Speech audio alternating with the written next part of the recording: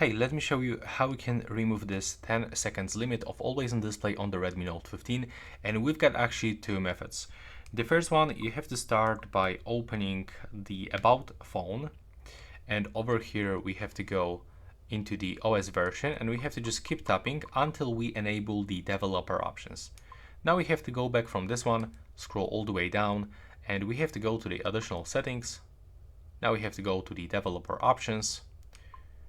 Okay, so we have to scroll in the developer options at the bottom. As you can see, there's this mark over here, and we have to keep tapping on the reset to default values like this, and we will get this turn on system optimization. And now when we click on this, as you can see, we can get some issues with our system.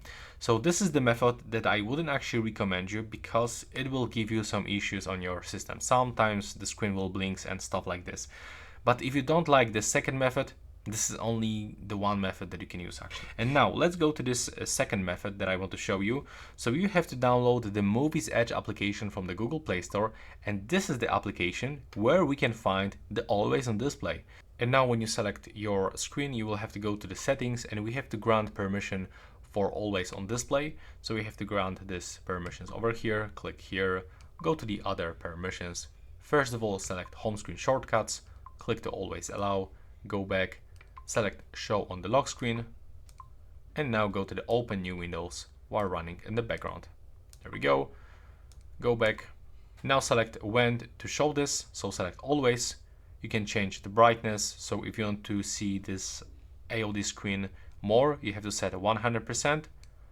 The AOD timeout, if you want to get it always, select never.